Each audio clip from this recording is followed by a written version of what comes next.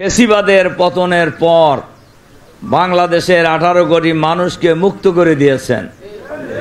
আর যারা জুলুম চালিয়েছেন এরা অন্ধকারে চলে গেছে। অন্ধকারে কাউকে দেওয়ার দরকার হয় না, নিজেরাই চলে গেছে। তাদের আর সূর্যের আলোতে দেখা যায় না। দেখা যায় এক গ্রুপ পালিয়ে গেছে আর এক গ্রুপ অন্ধকারে চলে গেছে। আমাকে একজন বলতেছিলেন এক দেশের কথা, সেখানে তার বাড়িঘর আছে অনেকগুলি। তো দেখা হয়েছে এক জায়গায় হোটেলে।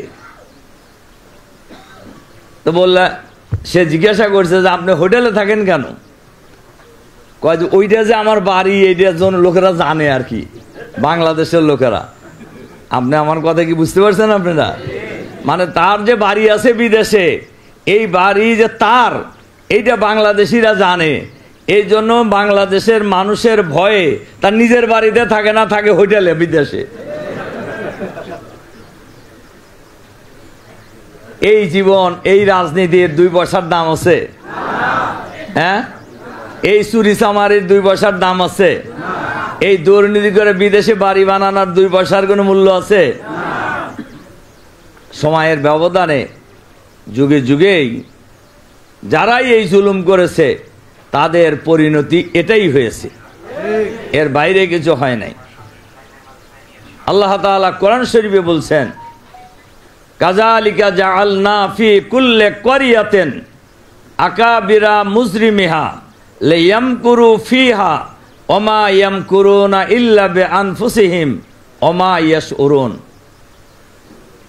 আমি প্রত্যেক জনপদেই ক্ষমতাবানদেরকে দুর্বৃত্তে পরিণত হতে দেই, আর তারা একটার পর একটা ষড়যন্ত্রের জাল বনে, আর সেই জালে তারা নিজেরাই জড়িয়ে যায়, বুঝতে পারে না।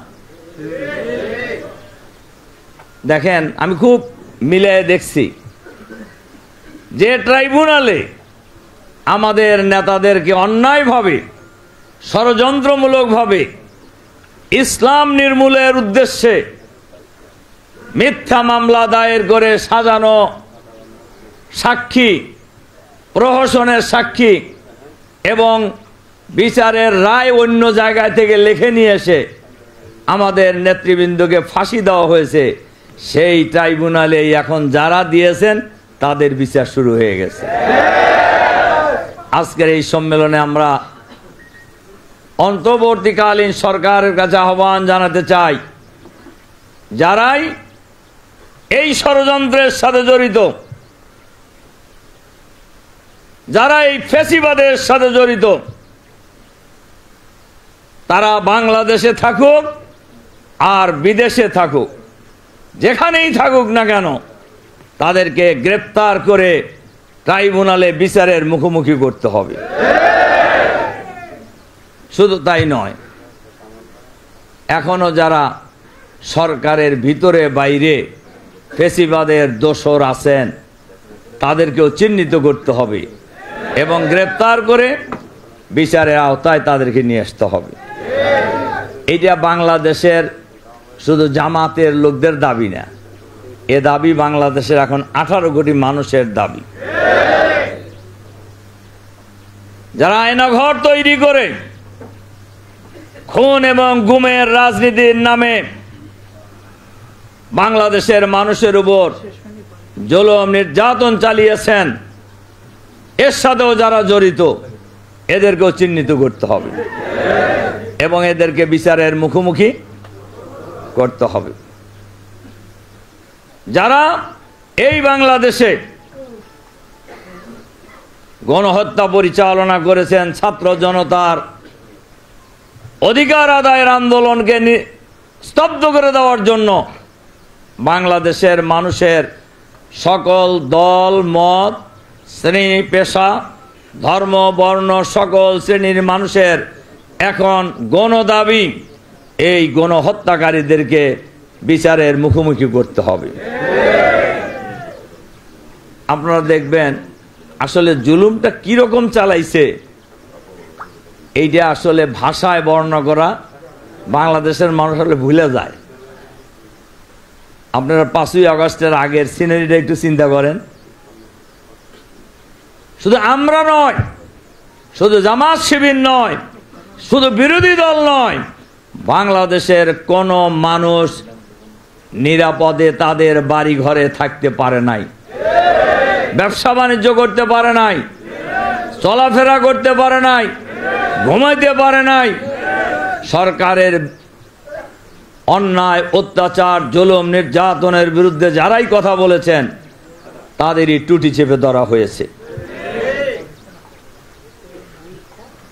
আমি কয়েকদিন আগেই এক ঘটনা শুনছিলাম, সাতক্ষীরার ঘটনা। জামাতের এক কর্মীকে গ্রেপ্তারের জন্য তার বাড়িতে গিয়েছে। গ্রেপ্তার যা রান্নাঘর থেকে শুরু করে সব জায়গায়, গ্রামের মানুষের বাড়িঘর তো বোঝাই যায়, সব জায়গায় খুঁজে টাকা পাওয়া যায় নাই। সে আগেই টের পেয়েছিল, আগে চলে গেছে। ফেরার সময় দেখে যে বারান্দার এক কোনায় দাঁড়ায় আছে ক্লাস 9-এ পড়া একমাত্র ছেলে, টকবগেই কিশোর।